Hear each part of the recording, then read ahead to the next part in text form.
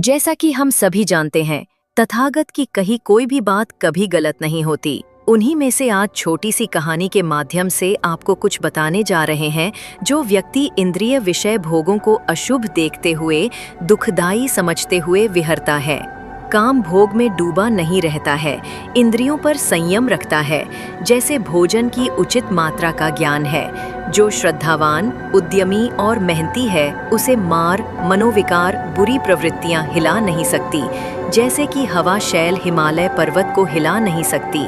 जिस व्यक्ति के मन में हिमालय जैसी शांति, संयम दशा हो, उसे हवा तो क्या, आंधी तूफान भी आ जाए तो हिला नहीं सकते। जिसका मन पर नियंत्रण है, संयम है, उसे बाहर की चकाचौंध, भौतिक विलासिता, अस्थायी सुख की वस्तुएं देकर उसे प्रलोभन डिगा नहीं सकती। उसका बुरी प्रवृत्तियां कुछ नहीं बिगाड़ सकती। वह हिमालय की तरह दृढ़ और अडिग रहता है। इसी प्रकार जो व्यक्ति स्वाद के लिए नहीं, बल्कि शरीर के संचालन और स्वास्थ्य के लिए भोजन खाता है, उचित मात्रा में खाता है, उसका अपने मन पर नियंत्रण है।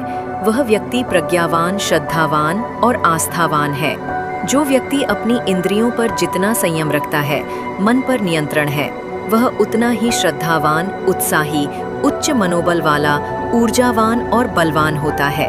व्यक्ति जितना कमजोर होता है, उतना ही शत्रु, बुरी प्रवृत्तियां अधिक आक्रामक होकर व्यक्ति को हरा देती हैं। इसलिए संयमी व्यक्ति को डिगाना, हिलाना या हराना वैसे ही असंभव है, जैसे आंधी हिमालय को नहीं हिला सकती। तथागत जीवन की व्यवहारिकता की बातें कहते हैं, जीवन की सच्चाई की व्याख्या करते हैं, हवाई बातें नहीं करते, कल्पनाओं में गोते नहीं लगाते हैं। वे यह कभी नहीं कहते कि ईश्वर की इच्छा के बिना एक पत्ता भी नहीं हिलता, या जाको राखे साइयां, मार सके न कोई। बुद्ध यह नहीं कहते कि जिस व्यक्ति पर किसी काल्पनिक शक्ति की कृपा हो, तो उसको कोई नहीं डिगा सकता, उसका कोई बाल भी बांका नहीं कर सकता है। तथागत कहते हैं, जो मन, वाणी, शरीर से कुशल कर्म करता है, उसका बाहरी शत्रु कुछ नहीं बिगाड़ सकते, लेकिन जो बुरा कर्म करता है, वह अपने आप ही हिल जाता है, दुख की प्राप्ति होती है।